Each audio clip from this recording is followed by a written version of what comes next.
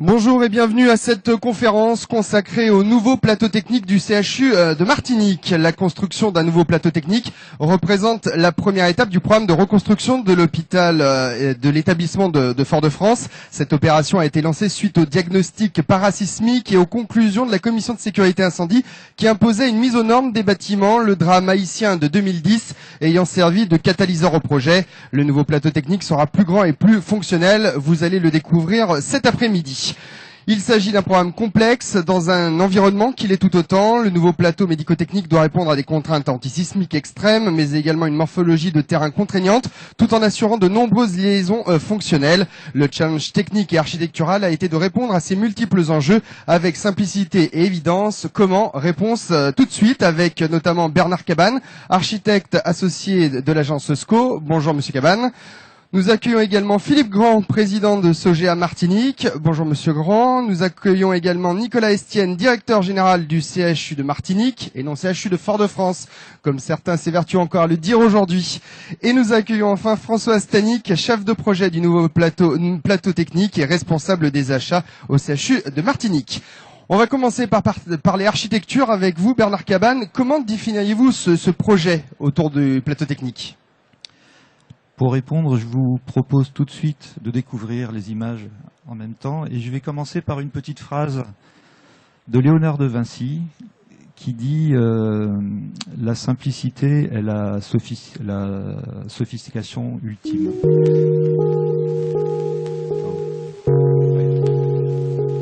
Oui, c'est mieux sans son, je crois. Voilà. Alors pour pas avoir l'air pédant, je vais avouer que cette petite phrase, je l'ai lue dans un petit papier autour d'un chocolat de Noël. Je trouve que cette maxime s'applique très bien à notre projet parce qu'il est très compliqué et que devant tant de complexité, finalement, on a une quête sans confort de simplicité. Et c'est ce que nous avons cherché dans ce parti architectural qui est très simple. Déjà, il y a 3 côtés de la carte. Et vous verrez sur les plans c'était possible. Alors, les objectifs de ce projet, c'était, comme vous l'avez dit, d'abord,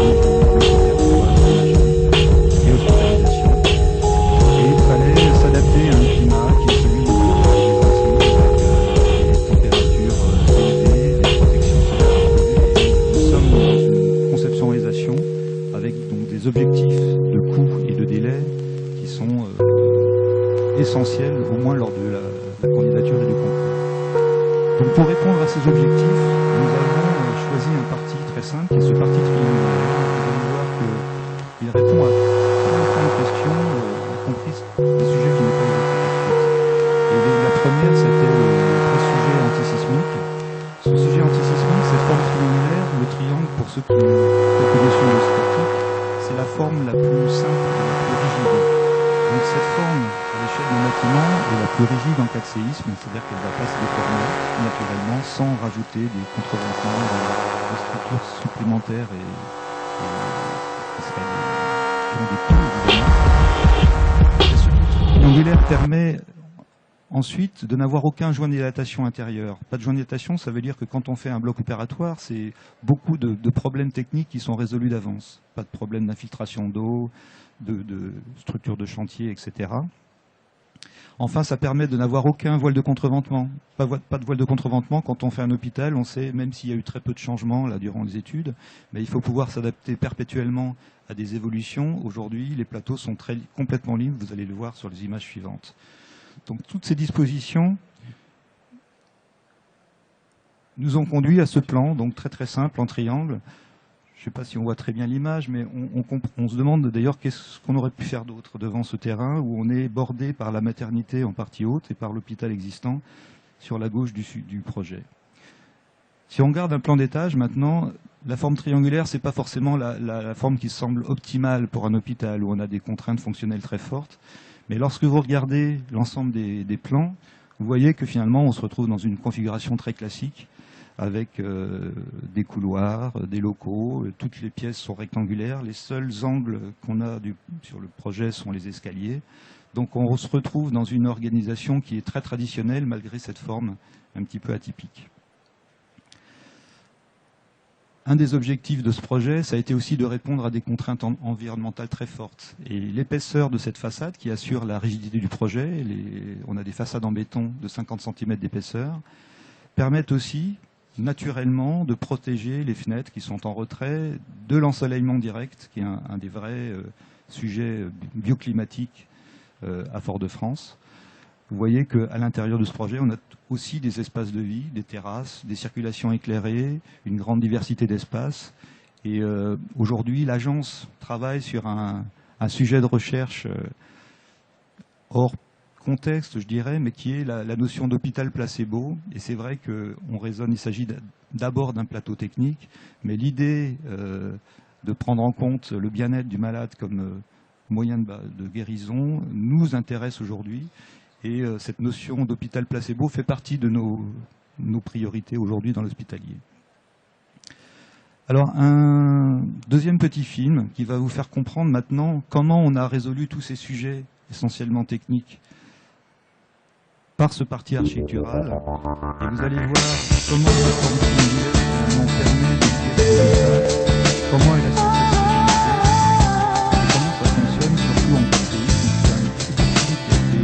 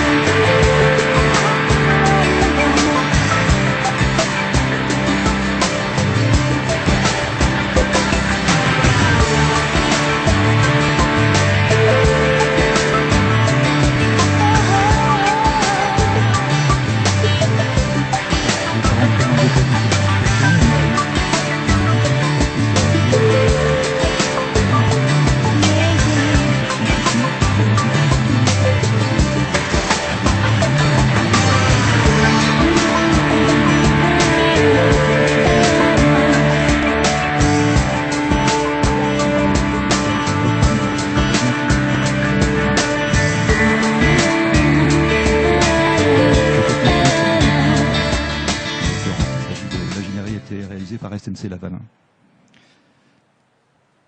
Voilà, je vais laisser la parole à Philippe Grand parce que là, c'est la conception architecturale. Vous voyez malgré tout qu'elle a été réalisée de façon conjointe avec l'entreprise. Il s'agit de décisions collectives à chaque fois parce que l'implication entre la forme, la fonction et le coût était intimement liée. Et je crois qu'il y a un véritable challenge de l'entreprise pour mener à terme dans des conditions exceptionnelles, dans des conditions difficiles, ce bâtiment. Je vais laisser la parole à Philippe Grand. Alors Philippe Grand, vous êtes président de Sogea Martinique. Quel est le rôle de Sogea Martinique sur ce projet? Quelles ont été vos missions? Alors, bonjour à tous. Sogea Martinique est le mandataire d'un groupement de conception-construction. Donc on était un peu à la fois le local de l'État, puisque Sogea a été créé en 1947 en Martinique, et en même temps le sachant de la sismicité locale et du traitement du sismique. Quels étaient les enjeux techniques de cette opération pour Sogea? la complexité, c'est que je crois que c'est le premier bâtiment qui se fait sur cette solution-là. Faut savoir qu'en cas de séisme majeur, les éléments de calcul qu'on a pris, c'est des déplacements du sol de 3 mètres secondes, 3 mètres secondes par seconde. Et cette solution, on avait imaginé cette solution et puis une solution plus blocos. Mais cette solution permet de diviser les efforts à la structure par 8. Donc on est sur du high-tech béton. C'est des bétons, c'est des B35, des B40. On a des plateaux de 6000 m² sans aucun joint de dilatation, c'est ce qu'expliquait Bernard tout à l'heure. Donc on est quand même sur un truc qu'il faut quand même savoir faire. Et pour les gens qui ont quelques notions de béton armé, on est à 135 km3 de béton, d'acier moyen au béton. C'est-à-dire que c'est à peu près le double ou le triple de logements de métropole. Donc voilà, on a fait cette opération en tant que mandataire d'un groupement et avec des partenaires, Cabinesco et SNC Lavalin, qui nous ont laissé, nous, constructeurs locaux, leur dire au début de l'opération, au moment avant même qu'ils commencent à dessiner, quelles étaient nos contraintes. Et après, Bernard Cabane a repris à son compte ces contraintes. C'est comme ça qu'on se retrouve avec des façades très épaisses qu'il a traitées en meurtrière avec son vocabulaire d'architecte à lui. Voilà. Selon vous, quelle est la clé de la réussite d'un tel projet?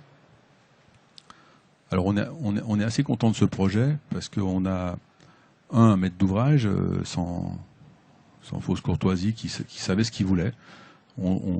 Pour pas mal de gens, les projets hospitaliers sont coûteux parce qu'entre le début du projet et la fin, c'est pas forcément le même objet qu'on a construit, en tout cas pas celui qu'on a prévu. Il y a beaucoup de changements, donc là on a un maître d'ouvrage qui a su tenir son projet et qui savait bien au début du projet ce qu'il souhaitait. Et puis après, derrière, on a un trium. C'est amusant parce que le bâtiment est en forme de triangle, mais on a un bureau d'études SNC Lavalin qui pour moi était exemplaire. On a un architecte, même si on se chamaille souvent, qui a été exemplaire. Et on s'est parlé à trois, un constructeur, enfin dans l'ordre, un concepteur fluide et un constructeur.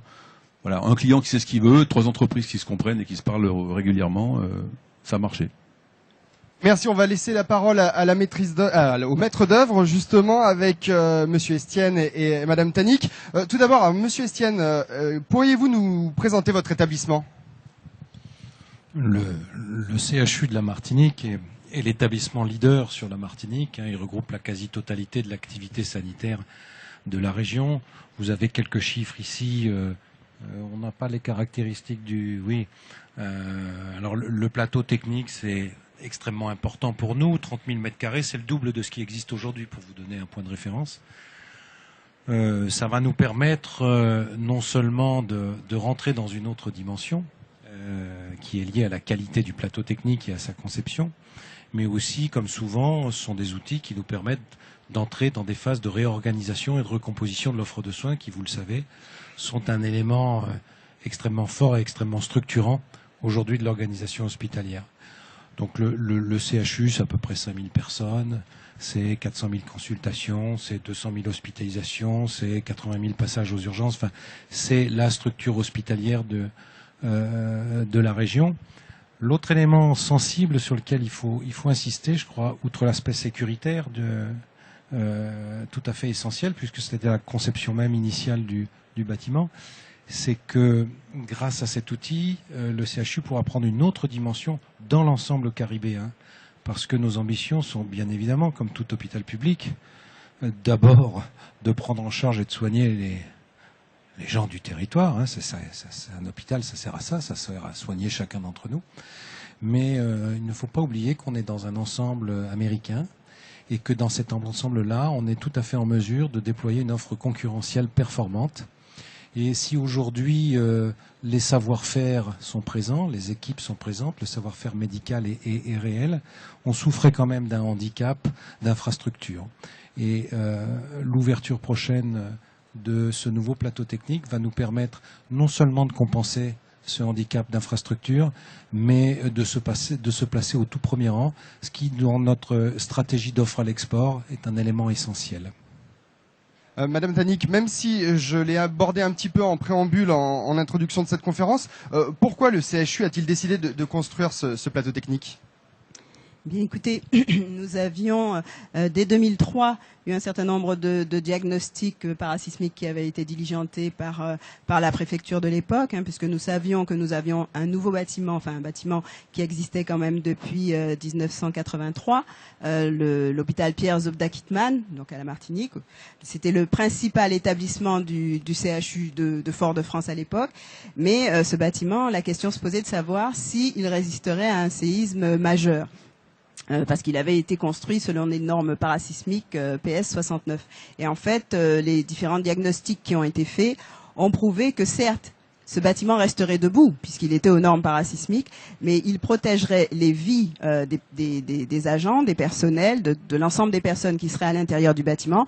Par contre, ce bâtiment, une secousse majeure ne permettrait pas à ce bâtiment d'assurer derrière des soins de qualité, donc pour les malades qui pourraient être hospitalisés. Donc on s'est rendu compte très vite qu'il était nécessaire de réagir soit en confortant le bâtiment, soit en le reconstruisant.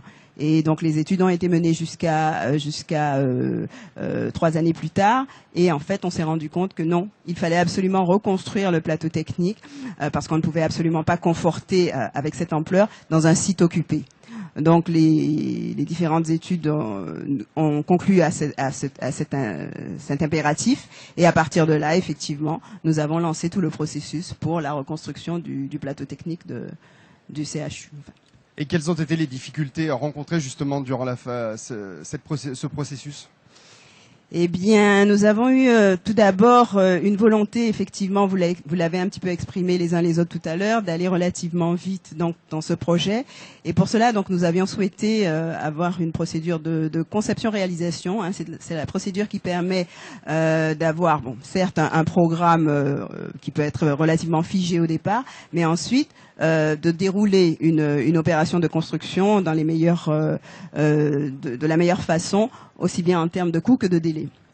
Donc il nous a fallu argumenter, parce que c'est vrai que sur la Martinique, souvent pour des projets importants, on n'a pas forcément beaucoup de concurrence. Donc au niveau du ministère, des autorités, beaucoup pensaient qu'il serait difficile d'avoir cette concurrence et donc il n'était pas recommandé de lancer une procédure de conception-réalisation. Donc on a argumenté, on s'est battu et finalement on a pu apporter la démonstration que ça pourrait être possible. Nous avons lancé la consultation, nous avons travaillé donc avec un concepteur, enfin un programmiste, pardon, donc la société ICAD, et nous avons pu élaborer un programme. À partir de là, la consultation a été lancée et nous avons eu de la concurrence, puisqu'il y a eu 3 projets qui tenaient tous les 3 la route, qui ont pu être remis, et à partir de là, effectivement, le groupement que vous connaissez, qui est présent là aujourd'hui, a été choisi. Donc on s'en félicite aujourd'hui parce que ça nous a permis de tenir effectivement les coûts de ce projet et également les délais. C'est un bâtiment que nous livrons, enfin qui nous sera livré à la fin du mois de juin de cette année. Alors même question, alors pour vous, Monsieur Estienne, et également pour vous, Madame Tanik, que j'ai posée à Monsieur Grand. La clé de la réussite, selon vous, d'un tel projet ? Je crois que les facteurs clés du succès ont été énoncés. Un programme bien défini, dont on ne s'écarte pas, quelles que soient les demandes, qui généralement affluent plutôt vers la fin du projet, et sur lesquels, bien évidemment, il faut tenir ferme, parce que chacun, en toute bonne foi, pense que le couloir qui bifurque vers la gauche, ce serait tellement mieux s'il bifurquait vers la droite. Donc on a essayé de tenir ferme là-dessus. Je pense que c'est aussi un ensemble d'équipes qui travaillent en toute confiance, et c'est ce qui a été le cas durant toute la période de l'opération. Je pense que la confiance est un des mots-clés, un des facteurs clés de la réussite. À partir de là, des besoins bien définis, une maîtrise d'œuvre qui maîtrise son sujet, des entreprises partenaires qui sont engagées et mobilisées pour faire de cette réalisation un projet exemplaire. Chacun assumant ses responsabilités, tout ça, ça fait qu'on arrive en temps et en heure. Enfin, c'est pas très compliqué, il suffit chacun de faire son boulot, quoi, et pas essayer de faire le travail de l'autre. Des fois, c'est peut-être plus facile à dire qu'à faire. Non, rien faire, c'est pas compliqué. Madame Tanik, pour compléter votre directeur. Non, mais écoutez, non, je crois que tout a été dit. Hein. On avait effectivement une équipe aussi sur ce projet soudée. Hein. Lorsque le projet a été lancé, nous avions une équipe projet qui était constituée des 5 doigts de la main. Hein, c'est ce qui avait été dit par donc le directeur général. Et c'est vrai que bon, ça nous a permis tout au long de l'opération de suivre, d'être en bonne symbiose donc avec l'ensemble des partenaires sur aussi bien le groupement que effectivement donc les assistants à maîtrise d'ouvrage hein, que nous avons également sur ce projet, c'est Stec Bâtiment, Monsieur Davidovici, donc l'expert en parasismique. Donc effectivement, nous avons eu une symbiose et qui nous a permis de mener l'opération sans difficulté majeure sur ces 3 années. Merci beaucoup Madame Tanik. Avant de donner la parole pour le mot de la fin à Bernard Cabane, qui va se demander ce que je vais lui poser comme question, des questions dans la salle peut-être par rapport à ce projet de plateau technique? Non? Alors peut-être Bernard, le mot de la fin sur ce projet, votre bilan au niveau architectural sur cette opération? Comme l'a dit Madame Tanik, je sens que tout a été déjà dit. En revanche, si vous le voulez bien, je vais vous parler d'un sujet qui tient très à cœur des architectes, c'est la couleur. Et pourquoi cette couleur orange qui a l'air étrange? En fait, ce projet, il a un côté rassurant parce qu'il apparaît comme un rocher en haut d'une colline. Et cette couleur orange, c'est exactement la couleur de la Terre, surtout quand elle est dans les flaques d'eau qu'il y a autour. Et ça, les images le montrent pas trop, mais je pense que c'est un élément qui contribue au côté très chaleureux de ce projet, malgré sa très haute technicité. Merci beaucoup à toutes et à tous pour votre présence aujourd'hui sur ce village des architectes. On peut les applaudir en tout cas pour leur présence et leur conférence autour de cet hôpital du CHU de Martinique. Au nom de toute la rédaction du magazine Architecture Hospitalière, nous vous remercions d'avoir été aussi nombreux durant ces 3 jours de salon. Nous tenons à remercier l'ensemble des agences qui ont répondu présentes sur cette édition 2016 du Village des Architectes. Alors je cherche David Antibi qui doit être quelque part, je voulais lui laisser le mot de la fin, mais il va venir le faire tout à l'heure. Donc nous vous donnons en tout cas rendez-vous l'année prochaine. Merci à tous.